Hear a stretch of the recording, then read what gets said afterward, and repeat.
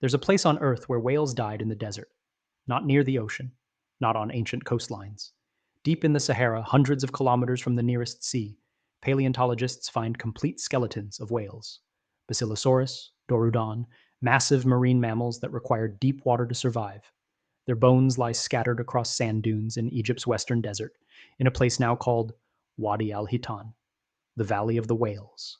The official explanation is that this was once an ancient sea, millions of years ago, and these are fossils from that distant past. Except the dating doesn't work. The deposition patterns don't work. And most importantly, the question nobody asks is the one that matters most. How did entire pods of whales end up hundreds of kilometers inland, all dying in the same catastrophic event, their skeletons oriented in the same direction as if fleeing from something? What could chase whales into a desert, unless it wasn't a desert when they died? Unless the desert came after? The Sahara today is 3 million square kilometers of nothing. Sand, heat, death. We're taught it's always been this way, an eternal wasteland, the landscape of biblical punishment, but stand in the center of it, in the emptiest part, where temperatures reach 136 degrees Fahrenheit, and nothing has lived for thousands of years, and you're standing in what was once the most abundant place on Earth, not millions of years ago.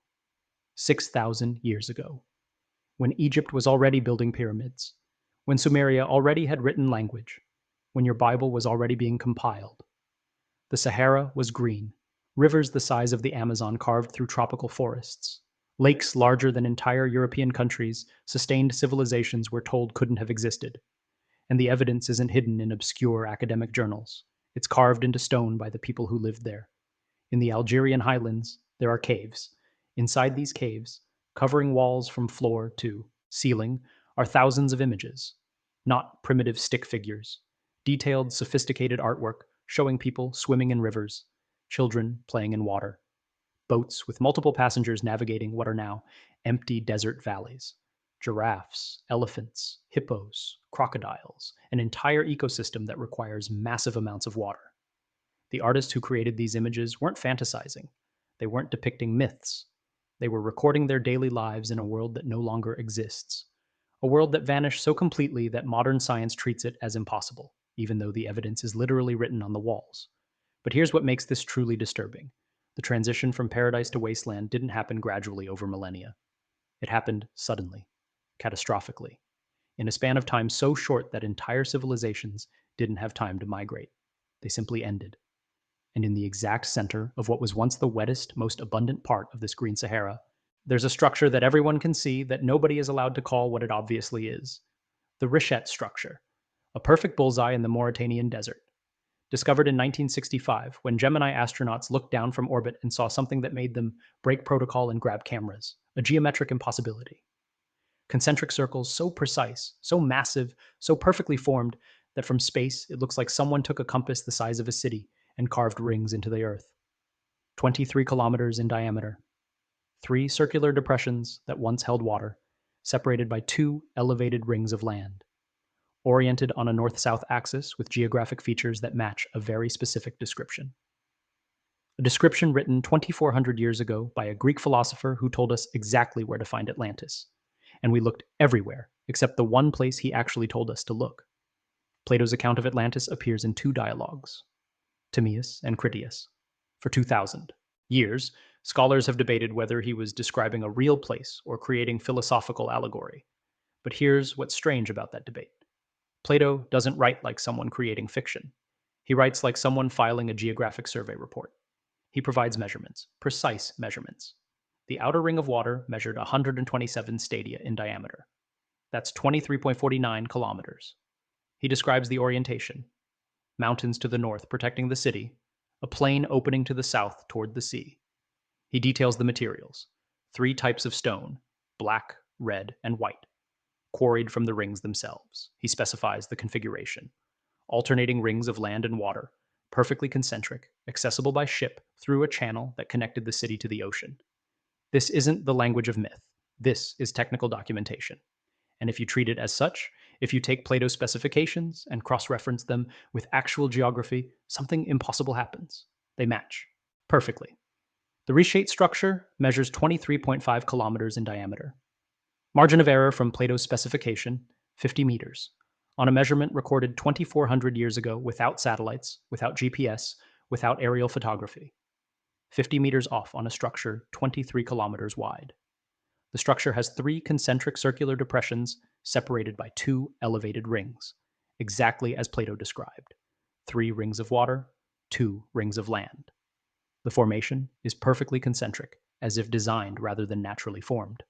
To the north of the Richat Structure, the Atlas Mountains rise, providing exactly the protection from northern winds that Plato described.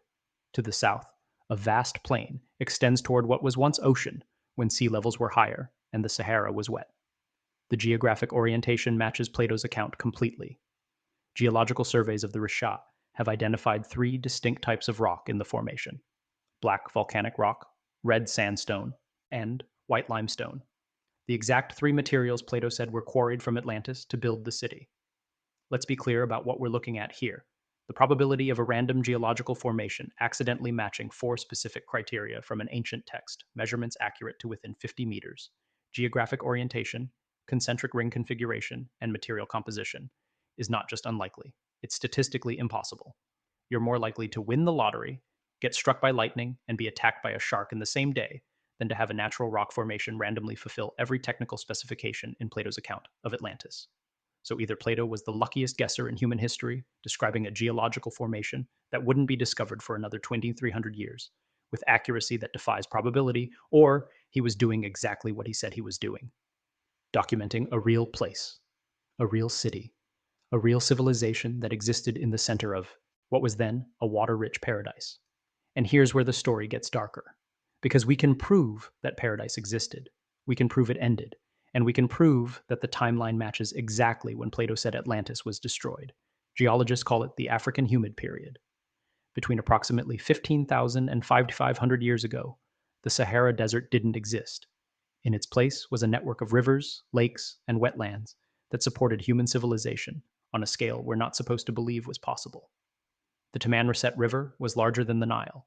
It flowed for thousands of kilometers through what is now empty desert, fed by monsoon rains that no longer reach this part of Africa. Lake Megachad was larger than the Caspian Sea, covering an area of approximately 1 million square kilometers. Smaller lakes dotted the landscape, connected by rivers that allowed boat travel across distances that are now impassable wasteland. This isn't controversial.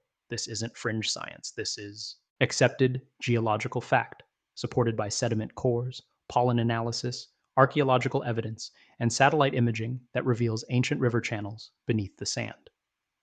The Green Sahara existed. The evidence is overwhelming. What's not discussed is how it ended. The official explanation suggests gradual climate change.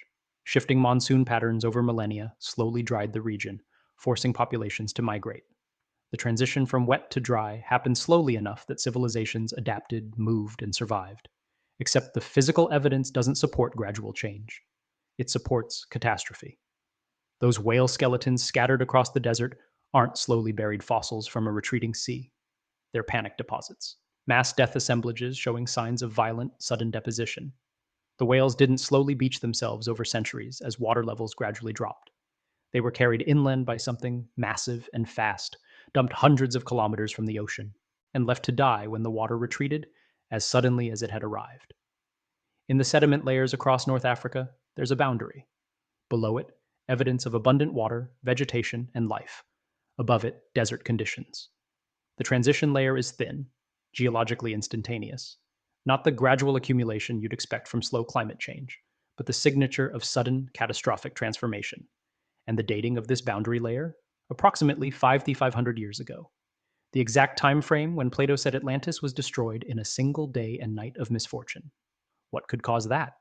What event could transform 3 million square kilometers of paradise into lifeless desert in a time frame measured in days rather than centuries? The answer lies in understanding what Plato actually said about Atlantis' destruction. He didn't say it sank beneath the waves and stayed there. He said it was destroyed by earthquakes and floods, that it disappeared beneath the sea. But the key detail everyone misses is what happened after. Plato describes the location as becoming impassable and unsearchable because of shoals of mud. Not underwater, mud. Impassable because of sediment. The city didn't sink to the ocean floor. It was buried. Here's the scenario the physical evidence supports. A massive seismic event, potentially triggered by the Storegga Slide in the North Atlantic approximately 6,200 years ago, generates tsunami waves that sweep across the Mediterranean and down the coast of West Africa. The Sahara at this time is low-lying, at or near sea level in many areas, crisscrossed by rivers and dotted with shallow lakes. The tsunami doesn't just hit the coast, it penetrates inland, following river valleys, flooding the entire basin. Water, carrying millions of tons of sediment, rushes across what is now the Sahara, drowning everything in its path. Marine animals, whales, dolphins, sharks are carried hundreds of kilometers inland by the surge. Then the water retreats.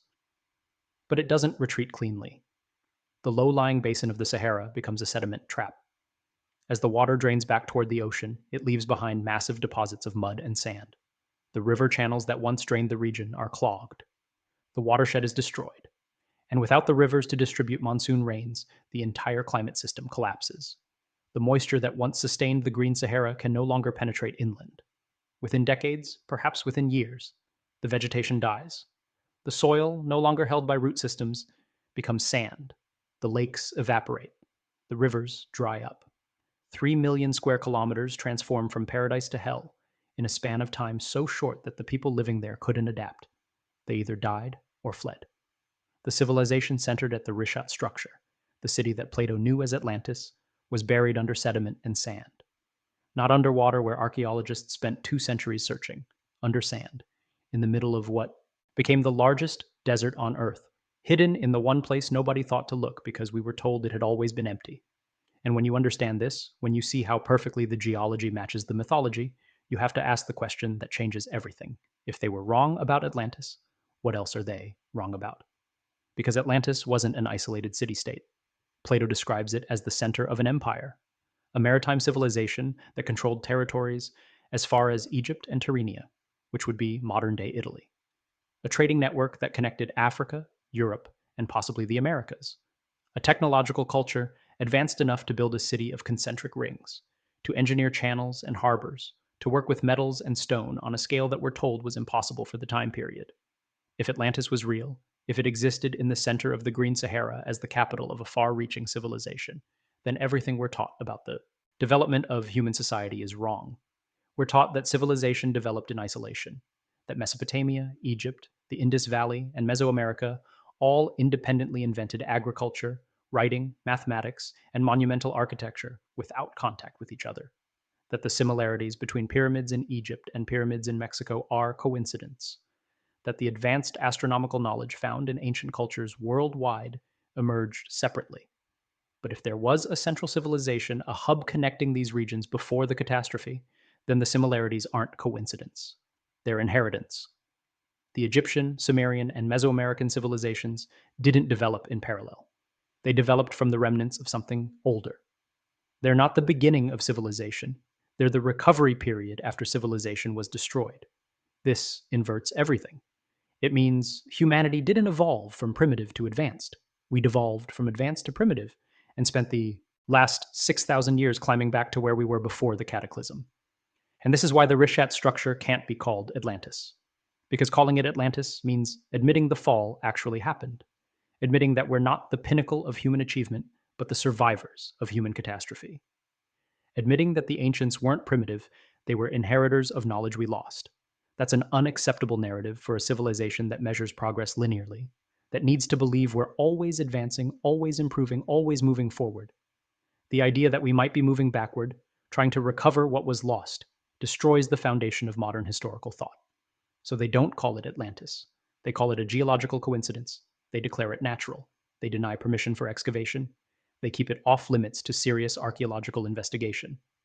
In 2008, geologist Robert Schoch visited the Richat structure. Schoch is known for his work, redating the Sphinx using geological evidence to argue it's far older than traditionally accepted. At the Richat, he documented evidence consistent with water erosion, catastrophic flooding, and human modification of the natural formation. He proposed that the structure could be a combination of natural geology and ancient engineering, a natural formation that was enhanced and built upon by an advanced civilization. His conclusions were not well received. Academic journals rejected his papers. Funding for further investigation dried up. The research was quietly buried. In 2018, a team of archaeologists requested permission from the Mauritanian government to conduct excavations at the Richat Structure. The permit was denied. No official explanation was provided. The site remains unexcavated, unstudied, protected not by preservation efforts, but by bureaucratic obstruction. Why? What's at the Richat Structure that can't be allowed to surface? The answer might be as simple as this: proof. Physical, undeniable proof that Plato was right, that Atlantis was real, that advanced civilization existed before the accepted timeline, that the catastrophe happened, that everything we're taught about human history is a reconstruction based on incomplete evidence and deliberate omission. And you don't need to wait for official permission to see the evidence. You don't need academic credentials or government approval. You need an internet connection and the willingness to look. Open Google Earth.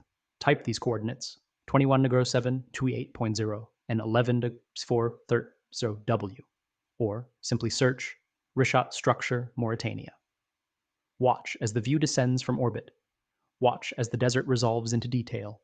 Watch as the circles emerge. Perfect, concentric, massive, undeniable.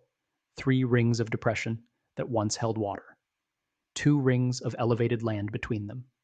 Mountains to the north, open plain to the south. 23.5 kilometers in diameter. Everything Plato said would be there, sitting, exactly where he said it would be, visible to anyone with eyes to see. And when you look, really look, notice something else. The Richat isn't alone. Scattered across what was the green Sahara, there are other circular formations, smaller but geometrically similar, positioned at regular intervals like nodes in a network, all in the region that was once the most water-rich part of North Africa.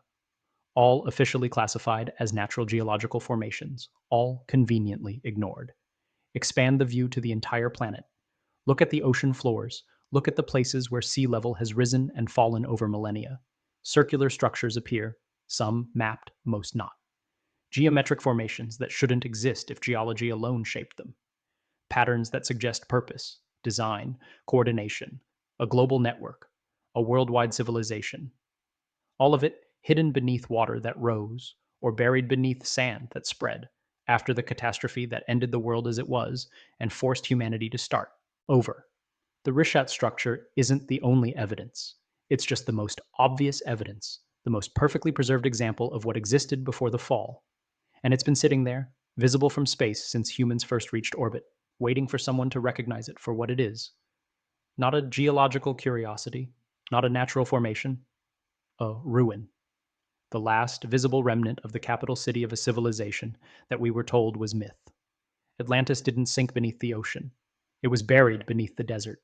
And it's been waiting there for 6,000 years, perfectly preserved by the same catastrophe that destroyed it, holding answers to questions we're not supposed to ask. Questions about how advanced the ancients really were. Questions about what knowledge was lost. Questions about whether progress is linear or cyclical, whether we're climbing toward a future or trying to recover a past. The whales that died in the desert are trying to tell us something. The paintings in the caves are trying to tell us something. The circles carved into the earth are screaming the truth at us from space. We just have to be willing to listen. Go to Google Earth. See it for yourself. The coordinates are there. The structure is there. The evidence is there. Sitting in plain sight in the middle of the largest desert on Earth, exactly where Plato said we'd find it 2,400 years ago, before they decide you're not allowed to see anymore. Before they blur the satellite images or restrict the coordinates or declare the area off limits for national security reasons. Look now, while you still can, because some truths are too big to hide forever, and this one has been hidden long enough. The Sahara was green, the city was real, the catastrophe happened, and we're living in the aftermath in a world rebuilt by survivors who remembered just enough to start over, but forgot enough to repeat the same mistakes. Atlantis isn't lost. It's exactly where it's always been. Waiting, silent, enormous, a 23-kilometer warning carved into the earth, reminding us that civilizations fall, that knowledge is forgotten, that paradise can become desert in a single day and night of misfortune. The only question is whether we'll learn from it before history repeats itself.